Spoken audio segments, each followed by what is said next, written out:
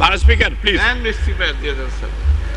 মাননীয় স্পিকার পাঁচ, যাই হোক, আই হোপ মাননীয় লিডার অফ দ্য হাউস আছে, এগুলো গুরুত্বপূর্ণ বিষয়, জাতি জানতে চায় মাননীয় স্পিকার। যাই মাননীয় স্পিকার, মাননীয় অর্থমন্ত্রী বলেছেন ডিমিউচুয়ালাইজেশনের কথা, বলছেন 2 দশক ধরে, এটা 1993-তে প্রবর্তিত হয়েছে। নাও হি ওক আপ টুডে 2013-এ, এরপরে কত কেলেঙ্কারি, কত বিপর্যয়। আপনার সরকারের দোষ নেই, সরকার ক্ষমতায় আসার পরে জনগণের আস্থা এসেছে।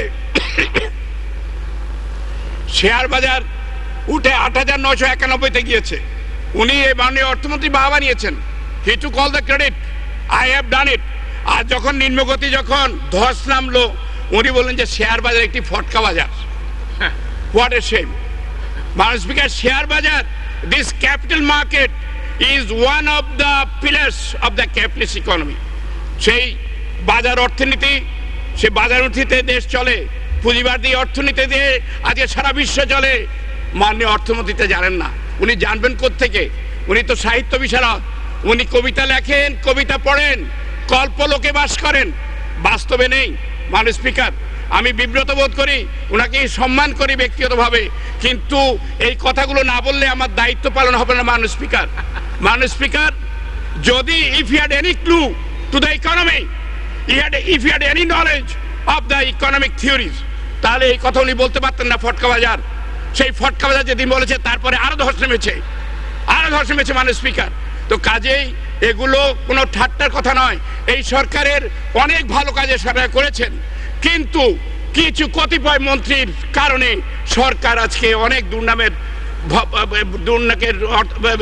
সম্মুখীন হয়েছেন। মাননীয় স্পিকার, এই মাননীয় অর্থমন্ত্রী, এই যে আমি বললাম একটু আগে যে হলমার্ক কেলেঙ্কারি, 4,000 কোটি টাকা নেই, উনি বলেন যে no problem.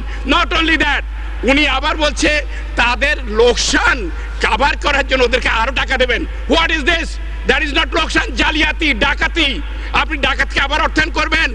In whose interest? At whose behest? Are you a party to it? If I may ask so, তাহলে আপনি করতে যাবেন কেন? সারা দেশবাসী স্তম্ভিত হয়েছে। মাননীয় স্পিকার, তো কাজেই উনি কোথায় দুষ্টের দমন করবেন? দুষ্টের দমন না করে উনি দুষ্টের পোষণ করেন। মাননীয় স্পিকার, মাননীয় স্পিকার, শুধু তাই না, পদ্মা সেতু আমরা জানি দুর্নীতির একটি ষড়যন্ত্র হয়েছিল। 10% ভাগাভাগি হবে। ওই গাছে কাটার কোপে তেল, গাছে কাঁঠাল পেকেছে, গোপে তেল দিয়েছে খাওয়ার জন্য, খেতে পারে নাই। ঠিক আছে, keep that aside. What have you done, mister finance minister? আপনি কতবার গেছেন ওয়াশিংটনে? What have you achieve? Where is your diplomacy? Where is your contacts and connection? Why have you kept him? Why have the nation kept you as the finance minister?